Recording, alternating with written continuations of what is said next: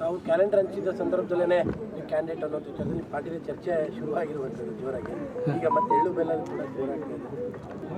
ನಾನು 2014ರಲ್ಲಿ ಭಾರತೀಯ ಜನತಾ ಪಕ್ಷದ ಲೋಕಸಭಾ ಅಭ್ಯರ್ಥಿಯಾಗಿ ಮೈಸೂರು ಮತ್ತು ಕೊಡಗಿಗೆ ಬಂದಾಗ ಇಲ್ಲಿನ ಜನ ಒಬ್ಬ ಯಂಗ್ಸ್ಟರ್ ಬಂದಿದ್ದಾನೆ, ಅವನಿಗೆ ಆಶೀರ್ವಾದವನ್ನು ಮಾಡಿದರೆ ಒಳ್ಳೆಯ ಕೆಲಸವನ್ನು ಮಾಡ್ತಾನೆ ಅಂತ ಹೇಳಿ ನನ್ನ ಮೇಲೆ ವಿಶ್ವಾಸವನ್ನಿಟ್ಟು ಭರವಸೆನ ಇಟ್ಟು ಮೈಸೂರು ಮತ್ತು ಕೊಡಗಿನ ಜನ ಆಶೀರ್ವಾದವನ್ನು ಮಾಡಿದರು. ಅವರ ನಿರೀಕ್ಷೆಗೂ ಮೀರಿದಂತೆ 10 ವರ್ಷಗಳ ಕಾಲ ನಾನು ಕೆಲಸವನ್ನು ಮಾಡಿದ್ದೀನಿ. ಇವತ್ತು ನಾನು ರಾಜ್ಯ ರಾಜಕಾರಣಕ್ಕೆ ಬಂದಿದ್ದೀನಿ. ಅದ್ರ ಬಗ್ಗೆ ಈಗ ಆಲ್ರೆಡಿ ನಾನು ಸ್ಪಷ್ಟೀಕರಣವನ್ನು ಕೂಡ ಕೊಟ್ಟಿದ್ದೀನಿ.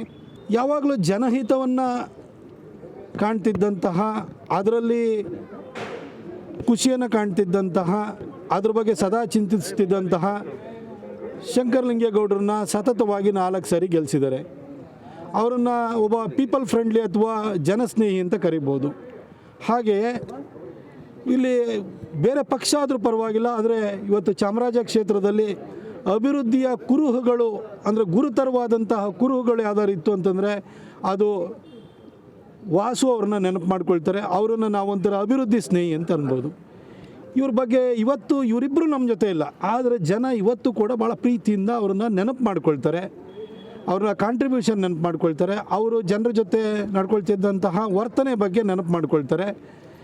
ಹೀಗೆ ಇಂಥವ್ರನ್ನೆಲ್ಲ ಮಾದರಿಯಾಗಿ ಇಟ್ಕೊಂಡು ನಡೆಯುವಂತಹ ನಾನು 10 ವರ್ಷ MP ಆಗಿ ಕೆಲಸವನ್ನು ಮಾಡಿದ್ದೀನಿ. ಈಗ ನಾನು ಒಂದು ಸ್ಥಳೀಯ ಚುನಾವಣೆಯಲ್ಲಿ ಅಥವಾ ವಿಧಾನಸೌಧವನ್ನು ಪ್ರವೇಶ ಮಾಡಬೇಕು, ಈ ಕ್ಷೇತ್ರಕ್ಕೆ ಒಳ್ಳೆಯದಾಗಬೇಕು ಅಂತೇಳಿ ಯೋಚನೆಯನ್ನು ಮಾಡಿ ಬಂದೀನಿ. ನಾನು ಕೂಡ ಒಬ್ಬ ಆಕಾಂಕ್ಷಿಗೂ ಮತ್ತು ಅಭ್ಯರ್ಥಿಗೂ ಇರುವ ವ್ಯತ್ಯಾಸವನ್ನು ನಾನು ಈಗ ಆಲ್ರೆಡಿ ಸ್ಪಷ್ಟಪಡಿಸಿದ್ದೀನಿ. ಅದು ಪಕ್ಷ ನಿರ್ಧಾರವನ್ನು ಮಾಡುತ್ತೆ.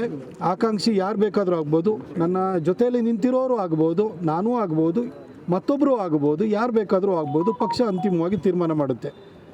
ಆದರೆ ಚಾಮರಾಜ ಕ್ಷೇತ್ರದ ಒಂದು ವಿಶೇಷತೆ ಏನಂತಂದರೆ, ಇದು ಬೆಂಗಳೂರು ಸೌತನ್ನು ಹೇಗೆ ಒಂದು ವಿದ್ಯಾವಂತರ ಕ್ಷೇತ್ರ ಅಂತ ಹೇಳ್ತೀವಿ, ರಾಷ್ಟ್ರ ಮಟ್ಟದಲ್ಲಿ ಹೋದರೆ ಡೆಲ್ಲಿ ಸೌತನ್ನು ವಿದ್ಯಾವಂತರ ಕ್ಷೇತ್ರ ಅಂತ ಹೇಳ್ತೀವಿ, ಹಾಗೆ ಕರ್ನಾಟಕ ವಿಧಾನಸಭೆಯ ವಿಚಾರ ಬಂದಾಗ ವಿದ್ಯಾವಂತರ ಕ್ಷೇತ್ರ ಅಂತೇಳಿ ಹೇಳಿದರೆ ಅದು ಚಾಮರಾಜ ಕ್ಷೇತ್ರ.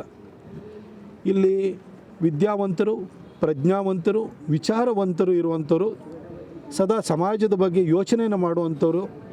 ಇಲ್ಲಿ RK ಲಕ್ಷ್ಮಣ್ ಅಂತವರು ಕೂಡ ಇಲ್ಲಿ ಬಾಳಿ ಬದುಕಿದಂತಹ ಜಾಗ ಇದು.